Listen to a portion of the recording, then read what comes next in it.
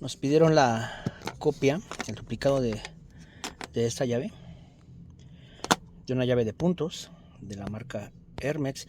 Esta llave no tiene ningún distintivo o algún número de modelo en la cabeza, y lo que vamos a hacer es escoger de alguna de las forjas que tenemos para llaves de punto, que no son muchas, tal vez van a ser como 25 o 30 llaves o modelos.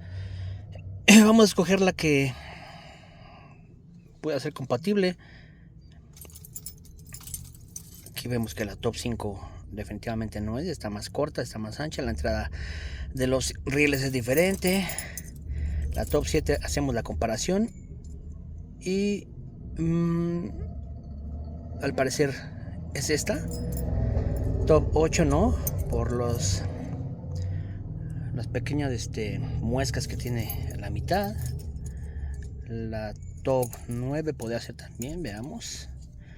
No, porque tiene los rieles del lado contrario. Esta no, es la True 7 y menos, entonces sí sería la top 7.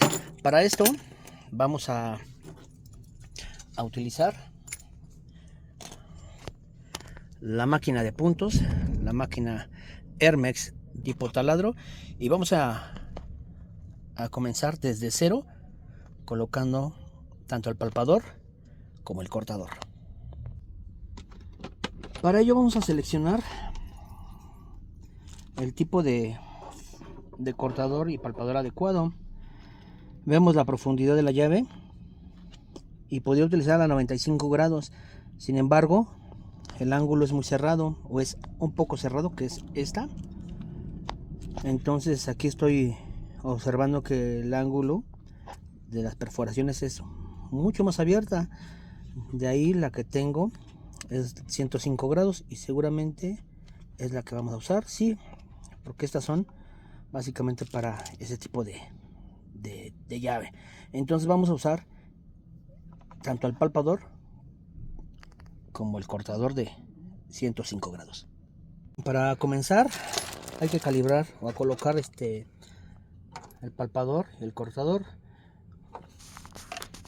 y lo primero que hago es quitarle las guías que tienen estos. He visto que hay muchas máquinas que no tienen estas guías, y quiero pensar que estas guías son para hacer cierta presión y al momento de perforar no se vayan a mover, no se hagan de lado, no se doblen, que es difícil, y por eso hay muchas máquinas que no lo tienen, ¿no? Esta máquina sí tiene sus guías y yo lo que hago es colocárselas. Pero bueno, entonces lo que vamos a hacer es colocar, para empezar, dos llaves en blanco, y voy a colocar dos del mismo modelo, que es la top 7. La acostamos bien y la mandamos, la introducimos hasta que pegue con los hombros de la llave. Presionamos un poquito, encendemos la máquina, ponemos un poquito de luz, colocamos. Primeramente lo que hago yo es colocar el palpador. Bueno, aquí creo que ya me falló un poquito. No, podemos hacerlo desde atrás, creo. Bueno, coloco el palpador, y lo que voy a hacer es lo siguiente. Bueno, aflojamos esta parte para que tenga movimiento circular, y voy a ocupar una parte de la forja en blanco, y voy a bajar el palpador más o menos a esa altura. Puede ser porque el juego es de allá hasta acá abajo. Lo que hago yo es aquí, justamente la mitad, bajo el palpador un poquito más, tal vez ahí, dejando aproximadamente 2 centímetros del palpador, pero abajo pongo 1 centímetro aproximadamente. Y lo que voy a hacer es que con la llave voy a presionar. Repito, coloco el palpador de tal manera que haya o se encuentre la mitad del mismo dentro de la prensa o de su orificio, y una vez que bajo el palpador, dejo un espacio de 1 centímetro del palpador a la llave, y sin soltar presiono a morir. bueno, no morir, pero sí presiona. Y lo que vamos a hacer a continuación es colocarle, yo sí le coloco su guía para que tenga un poquito más de refuerzo al momento de estar picando, al momento de palpar, y presionamos. Ahora, la forma de colocar el cortador es igual, inserto. Aquí le falta un poco hay que aflojar un poquito los tornillos que van a presionar. Ahí, si observamos, ya tiene juego, puede caer solita el cortador, la fresa. Regresamos a una parte en blanco y lo que vamos a hacer es lo siguiente: hasta pegar con tope, hasta topar con la llave. Ahí está topando, pero sin presionar con fuerza, porque si no lo que va a suceder es que vamos a doblar la llave y el palpador va a tener esa misma altura, o quizás un poco diferente, porque este no está presionado, no va a doblar la llave, y entonces es muy probable que el corte quede algo alto. Bajamos la fresa hasta pegar con la llave y sin soltar el palpador, la manija del palpador, vamos a presionar sus dos tornillos tipo Allen. Presionamos bien para que no se vaya a aflojar y vamos a colocarle también su guía.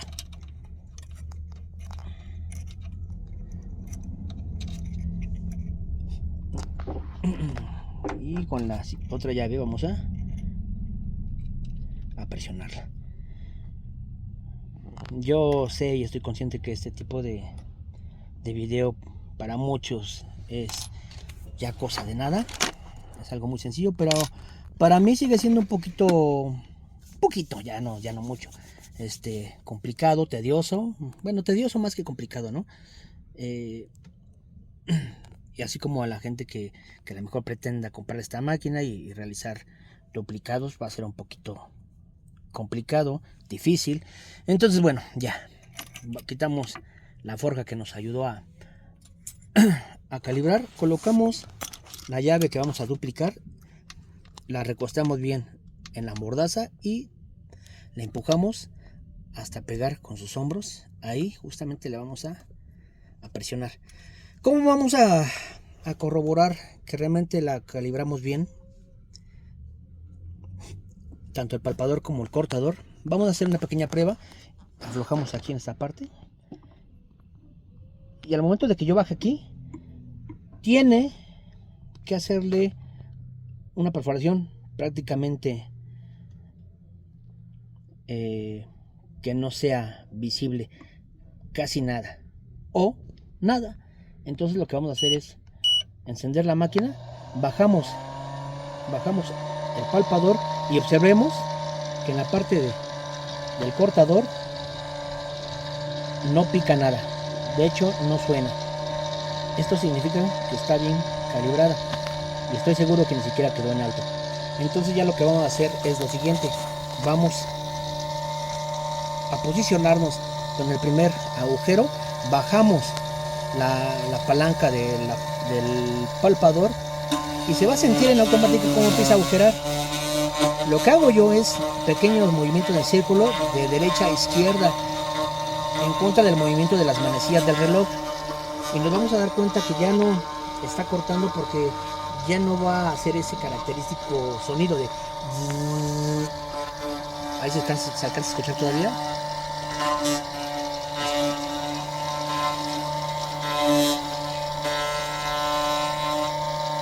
Eso significa que todavía está cortando, pero muy leve. Yo no presiono tanto para no lastimar la llave ni afectar el cortador ni el palpador. Posicionamos con el siguiente agujero, bajamos despacio, picamos, movimientos circulares en contra del movimiento de las manecillas del reloj hacia la izquierda. Eso es lo que hago yo. Puede ser hacia la derecha, sin embargo no me acomodo. Hacemos pequeños movimientos en círculo y observamos que la perforación está funcionando. Esas fueron las perforaciones más grandes. Ahora lo que vamos a hacer es posicionarnos con las perforaciones más pequeñas y hacemos el mismo movimiento. Aquí es un poco más complicado porque va a ser sobre del riel y se siente como de repente se mueve la máquina. No hay que espantarse, no pasa nada, no va a cortar más allá de donde se encuentren los orificios. Igual hacemos movimientos pequeños en círculo. Vean, a eso es a lo que me refiero cuando decía que, cuando digo que se va a estar moviendo, porque es un pequeño riel que hay que perforar.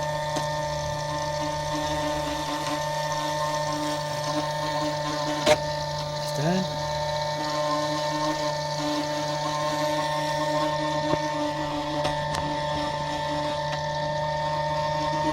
Cuando deje de hacer esos sonidos, significa que ya perforó. Nos vamos al siguiente agujero.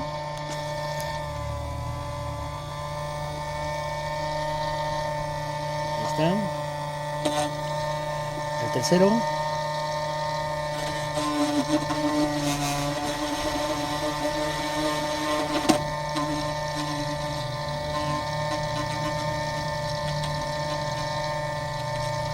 Al cuarto.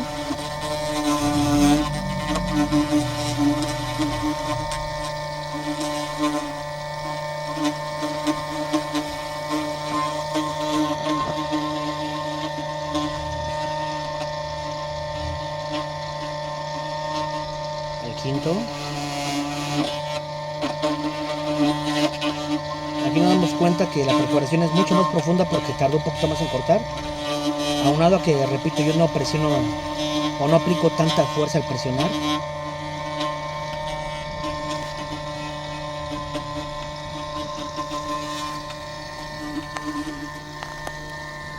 Y el último del lado izquierdo.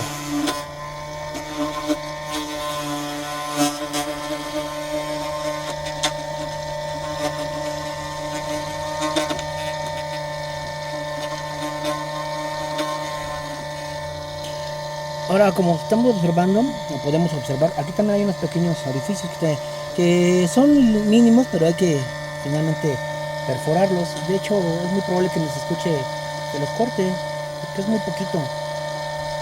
Y muchas veces nada más vienen marcados ahí y no tienen función. Los pernos que están dentro de la chapa están en su posición cero, por decirlo de alguna manera. Damos una pequeña repasada a los agujeros ya perforados.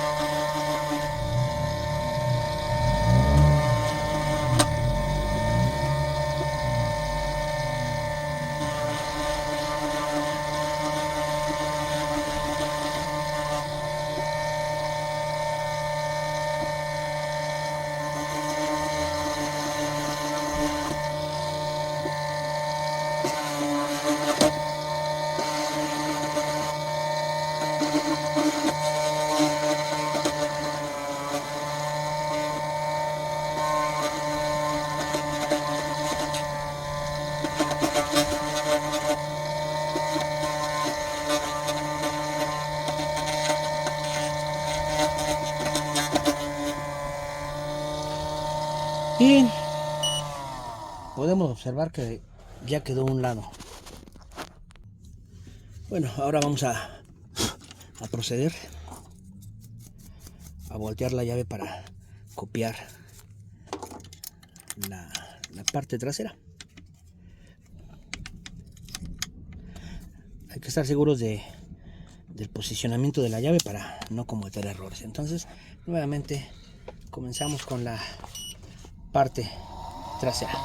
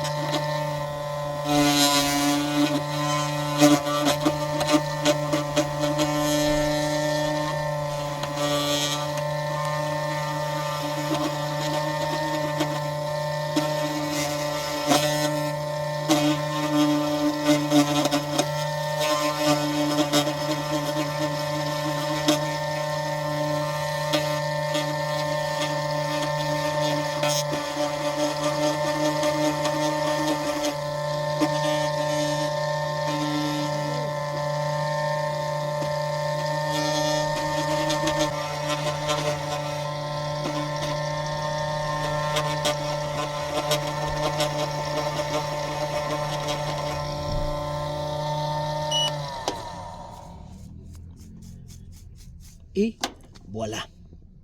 Eso es todo, amigos.